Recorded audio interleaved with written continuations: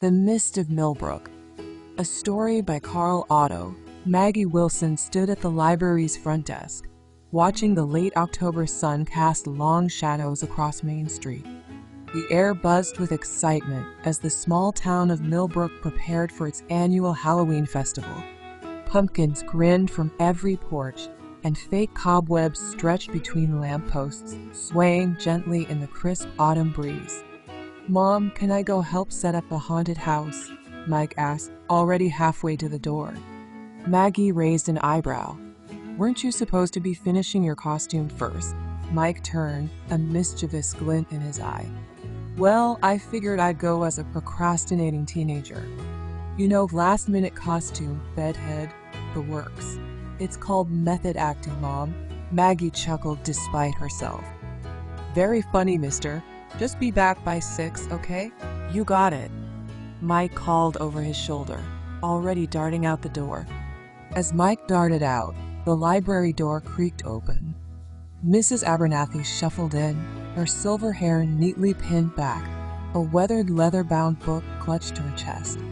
The elderly woman had been a fixture in Millbrooke for as long as anyone could remember her small antiquarian bookshop, a treasure trove of forgotten lore and dusty tomes.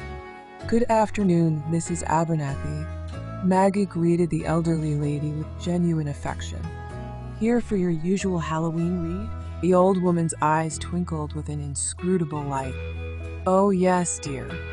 All Hallows' Eve isn't complete without a good spine chiller." She approached the desk, her movements slow but purposeful.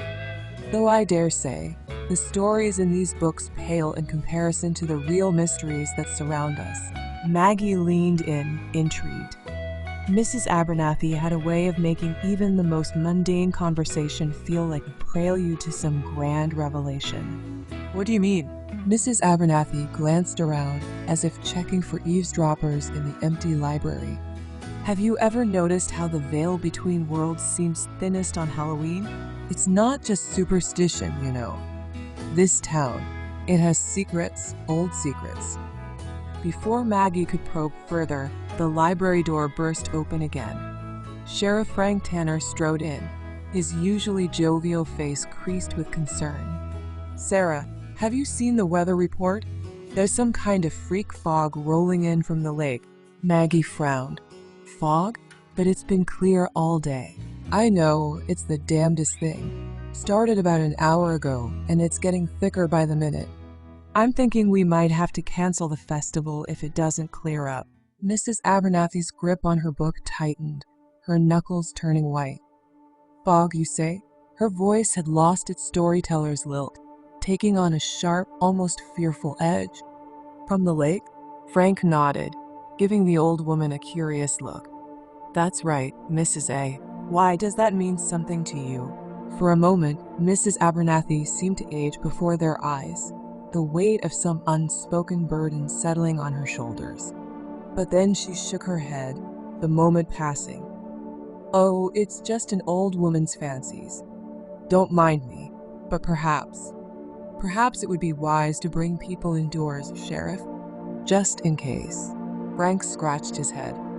"Well, I was thinking of suggesting folks stay home, but that might be an overreaction. It's just fog after all." Maggie moved to the window, peering out at the steadily darkening sky. A chill ran down her spine as she saw the mist for a tendril-like mass creeping down Main Street with an unnatural yellowish tinge. "I don't know, Frank. Something about this doesn't feel right." Maggie, Frank, and Mrs. Abernathy stood by the window, watching as the unnatural fog crept down Main Street. Other library patrons began to gather around them, their faces a mix of curiosity and growing concern. "I've never seen anything like it," whispered Jenny, Maggie's young assistant. "It's like the fog has a mind of its own." Frank nodded grimly. "It's moving against the wind. That's not natural." As they discussed the approaching fog, Mrs. Abernathy clutched her book tighter, her knuckles whitening. "History has a way of repeating itself," she murmured, more to herself than to Maggie. "And some wounds never truly heal." They watched as the mist engulfed cars and street lamps, muffling sounds and distorting familiar shapes. A dog barked in the distance, the sound oddly warped and fading quickly. "Look!" cried Mr. Thompson, pointing towards the town square. "What's happening to the statue?" The fog had reached the bronze statue of the town founder. As it swirled around the monument, the metal seemed to ripple and warp, the figure's features twisting into an agonized grimace before being swallowed completely by the mist. Mrs. Abernathy's hand tightened on her book. "It's starting," she murmured, her voice barely audible. Suddenly, the library door burst open. Two men stumbled in, supporting a third with a bloody, torn leg. "Something attacked us in the fog," one gasped. Frank helped lower the injured man onto a chair. "What happened?" "We were in the park when the fog rolled in," the second man explained, his eyes wide.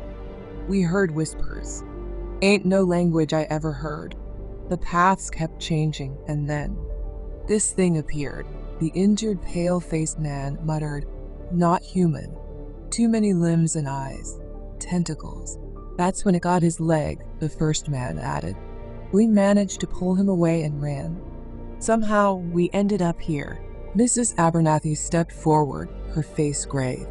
"It's worse than I feared," she said. "The veil is thinning faster this time. We have to do something." Before anyone could question her, a child's scream pierced the air outside, quickly swallowed by the fog. Maggie's blood ran cold. "Mike," she whispered, panic rising. "He's out there." Maggie bolted for the door. "Mike's out there. I have to find him." Frank caught her arm, his face a mask of concern and professional duty. "Maggie, wait. We can't just rush out there. It's not safe. That's my son, Frank." Maggie's voice cracked with desperation. Frank looked around the room, taking in the frightened faces of the townsfolk who had sought refuge in the library. He was responsible for all of them, but he also knew the anguish of a parent fearing for their child. "Listen," he said, lowering his voice. "I understand, I do, but I can't let you go out there alone, and I can't leave these people unprotected." Mrs. Abernathy stepped forward. "Sheriff, if I may, you're right to be cautious, but we can't abandon the boy. Perhaps a small group could go while you organize things here?" Frank hesitated, weighing his options. Finally, he nodded. "All right, here's what we'll do. Maggie, you and I will go look for Mike. Mrs. Abernathy, you seem to know something about what's happening. Will you come with us?" The old woman nodded solemnly. Frank turned to address the room. "Jenny, you're in charge here. Lock the doors. Don't let anyone in unless you're absolutely sure it's safe. Mr. Thompson, you've got hunting experience, right? You keep everyone safe. Everyone else, stay calm and stay together." He faced Maggie and Mrs. Abernathy. "We go out, we find Mike, and we come straight back. No heroics, no detours. Understood?" Maggie nodded, relief and determination mingling on her face. "Okay, let's move," Frank said, checking his gun. "And everyone, be careful. We don't know what we're facing." Maggie nodded, relief flooding her face. She turned to Mrs. Abernathy. "Are you sure you'll be okay to come with us?" The old woman hesitated, fear and something else, guilt, flashing across her face. But then she squared her shoulders. Yes, I'll come. Perhaps this time I can make it right." As they gathered supplies and prepared to venture into the mist, Maggie couldn't shake the feeling that they were stepping into something far beyond their understanding. She thought of Mike, alone and scared in that unnatural fog, and steeled herself for whatever lay ahead. With a last look at the frightened faces of those left behind, Maggie, Frank, and Mrs. Abernathy stepped out into the swirling yellow mist. The fog seemed to reach for them, tendrils curling around their ankles as the library door swung shut behind them with a final sounding click. "Stay close," Frank muttered, his flashlight beam cutting a weak path through the murk. "And keep your eyes open for anything unusual." They moved slowly down Main Street, the familiar storefronts and Halloween decorations taking on a sinister air in the sickly yellow haze. The silence was oppressive, broken only by their footsteps and the occasional distant, muffled sound that might have been a voice, or something else entirely. "Mike?" Maggie called out, her voice sounding flat and lifeless in the dense air. "Mike, where are you?" Mrs. Abernathy placed a wrinkled hand on Maggie's arm. "Careful, dear, we don't know what might answer." As they pressed on, the fog seemed to thicken, obscuring everything beyond a few feet. Shapes moved at the edge of their vision, always disappearing when looked at directly. "Mrs. Abernathy," Frank said, his voice low, "you said this happened before. What exactly did people see back then?" The old woman turned her eyes distant. "Over 50 years ago," she began, but then stopped, shaking her head. "No, you wouldn't believe me. Nobody does." Frank stepped closer, his voice low and urgent. "Mrs. Abernathy, we've got people out here in a fog that's acting like something out of a cheap horror movie. At this point, I'm willing to believe just about anything." Mrs. Abernathy sighed, suddenly looking every one of her years. "It came before when I was young. People disappeared. Things happened. Things that don't make sense in the light of day." "What kind of things?" Maggie pressed. "Time bent. People saw things. Other things. Things that should not be." Mrs. Abernathy's voice dropped to a whisper. "We thought we stopped it. I thought. But it's back, and it's stronger." Maggie caught Mrs. Abernathy's arm as the old woman swayed, looking faint. "Are you all right?" The old woman was quiet for a moment, her eyes distant. "It was 55 years ago. It started much like this," she finally said. "The fog rolled in, and people got lost. But then the visions began." Maggie felt a chill run down her spine. "Visions?" Mrs. Abernathy nodded. "People saw things. Impossible things.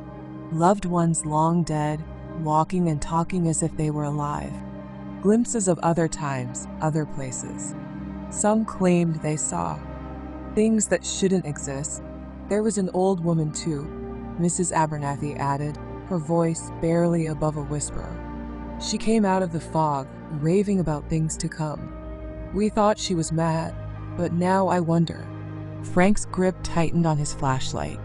"What happened to those people?" "Some died," Mrs. Abernathy whispered.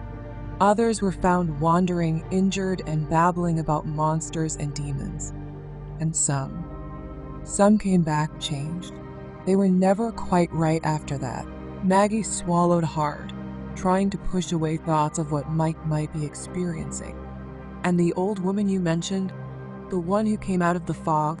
Mrs. Abernathy's face twisted with an emotion Maggie couldn't quite name. "Ah, yes, her. No one knew where she came from. She just appeared that night, in the thick of it all.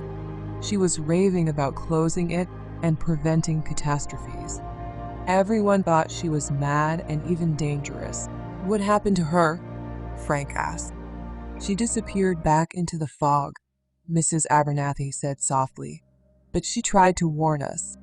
She said it would all happen again, that we had to be ready." As Mrs. Abernathy spoke, the fog around them seemed to pulse and shift. Shadows deepened, taking on strange, angular shapes that hurt the eyes to look at directly. In the distance, something that might have been a scream echoed, cut off abruptly. "Look!" Maggie gasped, pointing. In the mist ahead, a figure was taking shape. It was hard to make out at first, but as it solidified, Maggie felt her heart stop. It was Mike, standing still and silent, his back to them. "Mike!" Maggie cried, starting forward, but Mrs. Abernathy's iron grip on her arm held her back. "Wait," the old woman warned with her eyes wide with fear. "That might not be your son." As if in response to her words, the figure of Mike slowly began to turn. And as it did, Maggie realized with growing horror that Mrs. Abernathy was right. Whatever this thing was, it wasn't her son. The face that turned towards them was Mike's, and yet not Mike's. The eyes were too dark, too deep, like windows into an infinite void. And the smile that spread across its face was far too wide, filled with too many teeth. "Mom," it said in a voice that was Mike's and yet terribly, horribly wrong. "I've been waiting for you." Maggie stumbled backward, her heart pounding. Frank raised his gun, though his hand trembled visibly. "What is that thing?" he whispered hoarsely. Mrs. Abernathy stepped forward, her eyes narrowed. "It's not your son, Maggie. It's something else. Something from deep in the fog." The thing wearing Mike's face tilted its head, its too wide smile never faltering. "Don't you want to come with me, Mom? There's so much to see in the fog." Maggie felt tears welling up in her eyes. "Where's my real son? What have you done with Mike?" Mrs. Abernathy's voice was low and urgent. "Don't talk to it, Maggie. We need to move. Now." As they began to back away, the creature's form started to shift and blur, its features melting like wax. Maggie had to stifle a scream as it began to elongate, limbs stretching impossibly long, fingers extending into wicked claws. "Run!" Frank shouted, firing a shot that seemed to be swallowed by the fog. They turned and fled, the sound of something large moving through the mist behind them. As they ran, Mrs. Abernathy began to speak, her words coming in breathless gasps. The three of them huddled in the alley, the fog pressing in around them. Mrs. Abernathy's eyes were distant, haunted by memories long suppressed. "The fog. It's not just fog," she began, her voice barely above a whisper. "It's a gateway, a tear in reality itself. And I saw how it all began." Maggie and Frank leaned in, their faces a mix of fear and curiosity. Mrs. Abernathy took a shaky breath. "It was that night. I was just a girl, out with my boyfriend Tom, out at the lake on Lover's Lane. We saw lights in the woods, heard chanting. We should have run, but we were young and foolish." Her voice trembled as she continued. "There was a group performing some kind of ritual. They were trying to open a doorway to somewhere else, somewhere wrong. We watched, hidden, as they chanted around a bonfire. Then something started to appear in the flames." Frank's brow furrowed. "What was it?" "I don't know," Mrs. Abernathy admitted. "It was vast and terrible, something that hurt to look at. Tom. He had his hunting rifle. He thought he could stop it, protect us." Maggie gasped. "He shot at it?" Mrs. Abernathy nodded grimly. "The moment the bullet struck, everything went mad. The fire exploded, and where it had been, a hole appeared, a void of absolute darkness, surrounded by this unnatural fog." Her eyes squeezed shut, reliving the terror. The fog started to grow, to spread, and as it did, the hole got bigger. It was hungry. It swallowed everything it touched. The cultists, they tried to run, but the fog caught them. I saw them disappear into that darkness, their screams cut off in an instant. "And Tom?" Maggie asked softly. A single tear rolled down Mrs. Abernathy's cheek. "He pushed me, told me to run. The last I saw, he was being pulled into that void. I ran as fast as I could, the fog nipping at my heels. Somehow I made it to the church. But when I looked back, half the woods were gone, swallowed by that hungry darkness." Frank's face was pale, but it stopped. "The fog, the hole, it receded eventually," Mrs. Abernathy said. "But it never truly went away. And now it's growing again, stronger than before." Maggie's eyes widened with realization. "And you think Mike might be in danger of being taken like Tom was?" Mrs. Abernathy nodded solemnly. "The fog is a gateway to everywhere and nowhere. Some things we see are echoes of different times, past, future, might have beens. But the things from deep in the fog, from that void, they're not meant for our world. They feed on fear and suffering, and they'll do anything to break through fully, like pretending to be Mike. Maggie asked as a chill ran down her spine. Exactly, Mrs. Abernathy confirmed. They'll use our deepest desires, our greatest fears against us. We can't trust anything we see or hear in this fog. A distant, discordant music began to filter through the mist, beautiful and terrible all at once. Frank peered around the corner, his hand tightening on his gun. So how do we stop it? Mrs. Abernathy shook her head. I've spent my whole life trying to figure that out. But first, we need to find Mike. We have to believe he's still out there, still himself. Maggie squared her shoulders, trying to push down her fear. Thank you. I'm not leaving without him. The trio pressed on through the thickening fog, each step more treacherous than the last. Reality seemed to warp around them, buildings stretched and twisted, streets looped back on themselves impossibly. The air was filled with whispers and half-heard melodies that set their teeth on edge. Suddenly, Maggie froze. Did you hear that? A faint, familiar voice called out through the mist. Mom, Mom, where are you? Mike. Maggie cried, her heart leaping. She started forward, but Mrs. Abernathy grabbed her arm. Wait, the old woman cautioned. Remember what we saw before. It could be another trick. Frank nodded grimly. We approached together slowly, eyes open for anything unusual. They moved cautiously toward the source of the voice. As they drew closer, they saw a huddled figure in the fog. It was Mike, curled up against the base of a lamppost, his eyes wide with fear.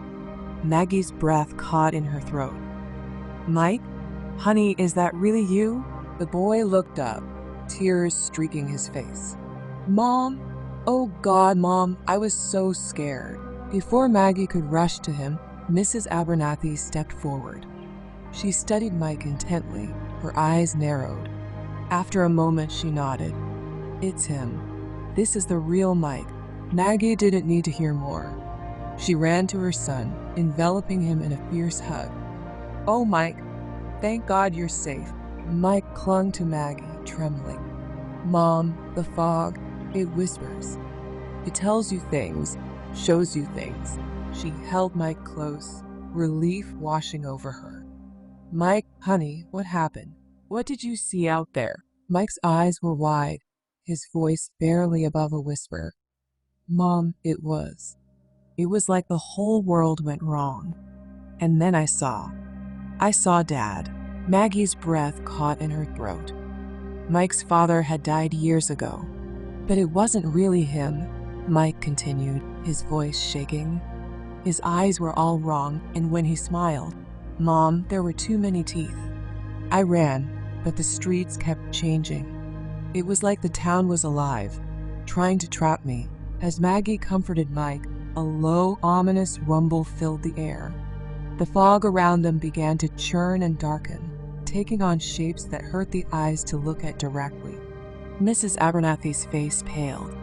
They're coming. The things from the void. They know we found him. Frank raised his gun, though he knew it would be useless against whatever was approaching. What do we do? The old woman's eyes hardened with resolve.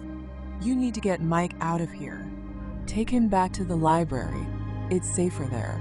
What about you? Maggie asked, clutching Mike to her side. Mrs. Abernathy smiled sadly. Just go, dear. No, Maggie protested. We can't leave you here. What do you think I do in my bookstore every day, dear? I've been getting ready for this night, Mrs. Abernathy insisted. I'll be okay. I learned a few tricks preparing for it, if it ever returned. Before anyone could argue further, the darkness in the fog coalesced into writhing, tentacle-like shapes. Faces formed in the mist, twisted, agonized visages that seemed to flicker between human and something decidedly not. Go, Mrs. Abernathy shouted. Run and don't look back. As Maggie, Frank, and Mike turned to flee, Mrs. Abernathy stepped toward the encroaching horrors. She began to chant in a language none of them recognized, her voice growing in power and volume. The entities recoiled for a moment and then surged toward the old woman with renewed fury. Mrs. Abernathy stood her ground, her arms outstretched as if to embrace the oncoming storm of darkness. Maggie glanced back one last time as they ran. She saw Mrs. Abernathy enveloped by the writhing mass of shadows, her form glowing with an inner light that seemed to hold the darkness at bay. Then the fog closed in, cutting off the view. Maggie turned her attention back to the path ahead, guiding Mike through the treacherous mist. Her heart was heavy with the weight of Mrs. Abernathy's sacrifice, but she knew they couldn't let it be in vain. As they ran, the fog seemed to thin slightly, as if the old woman's actions had weakened its hold on the town. But Maggie knew the danger was far from over. Whatever Mrs. Abernathy had done, it was only a temporary reprieve. The library loomed ahead, a beacon of safety in the swirling mist. As they approached, Maggie couldn't shake the feeling that this was only the beginning. Mrs. Abernathy was gone, but the mysteries she had hinted at remained. With determination to get them all to safety, Frank ushered Maggie and Mike into the library.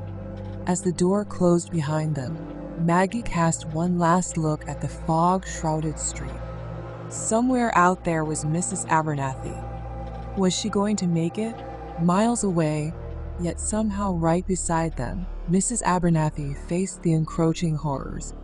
The fog around her pulsed with malevolent energy, but she stood her ground.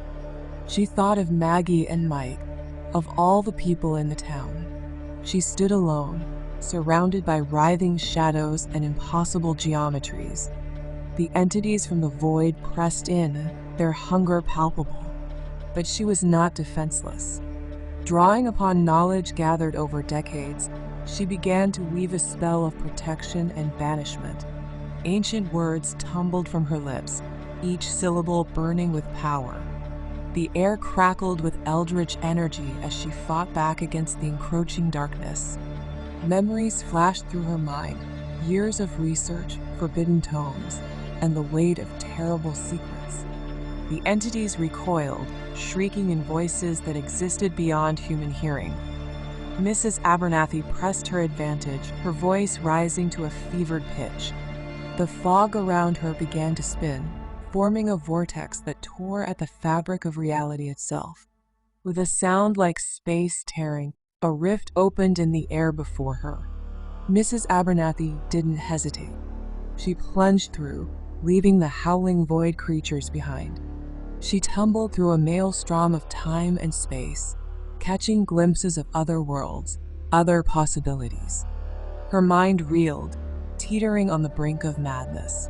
When she finally emerged, she found herself on a familiar street, but something was off. The fog was there, but thinner, newer. The buildings looked different, older, yet somehow less weathered. With a startle, Mrs. Abernathy realized where she was. Her legs moved of their own accord, carrying her through streets she knew by heart. The town was eerily quiet, save for the distant sound of voices. She followed the noise, her heart pounding with a terrible suspicion. The church loomed before her, its windows glowing with warm light. Inside, she could hear the murmur of frightened townsfolk. Mrs. Abernathy pushed open the heavy wooden doors, and a hush fell over the crowd. Dozens of faces turned to stare at her, faces she recognized, but younger. So much younger. And there in the front pew sat a young woman with wide, frightened eyes. Mrs. Abernathy felt her breath catch in her throat as she recognized her younger self. The girl couldn't have been more than 20, her chestnut hair neatly pinned back, her hands clutching a worn prayer book. It was like looking into a mirror of the past, seeing the person she once was before the weight of knowledge and years had bent her shoulders and lined her face. The shock was too much for her already fragile psyche. Mrs. Abernathy felt something snap inside her mind, like a rubber band stretched beyond its limit. She began to laugh, a high, wailing sound that held no mirth, only the broken edges of a shattered reality. "Listen to me," she cried, her voice cracking with hysteria. You must stop it. Close the loop, or it will all happen again." The townsfolk recoiled, murmuring in fear and confusion. The young woman stood, her face a mask of horror and fascination. "Who are you?" the young woman asked, her voice trembling. "What are you talking about?" Mrs. Abernathy lurched forward, grabbing her younger self by the shoulders. It's you. Don't you see? We did this. We will do this. We have to close it. You have to go back further. Now it will never close." The world seemed to spin around her. Mrs. Abernathy's words devolved into incoherent babbling, a stream of warnings and prophecies that made no sense to anyone but her. She saw flashes of the future: Sarah, Mike, the library full of frightened people. She saw the entities from the void, waiting in the spaces between. And through it all, she saw herself trapped in an endless loop of discovery, terror, and madness. As the last vestiges of her sanity slipped away, Mrs. Abernathy felt hands grabbing her, pulling her away from her younger self. She didn't resist. She knew what came next. They would throw her out into the fog, where she would vanish. The cycle would continue. It had always continued. As the church doors closed behind her, Mrs. Abernathy stumbled into the mist. Her laughter echoed through the empty streets, a sound of pure, broken despair. The fog swirled around her, welcoming her back into its embrace. And somewhere in the depths of time and space, the entities of the void waited patiently. They had all the time in the world. After all, the loop would always bring her back to them. The fog thickened, obscuring Mrs. Abernathy from view. Her laughter faded, replaced by the soft, insidious whisper of the mist. Time turned once more, ready to begin the cycle anew. In the church, the young woman stared at the closed doors, a chill running down her spine. She couldn't shake the feeling that something fundamental had changed, that she had just witnessed the beginning of a nightmare that would haunt her for the rest of her life.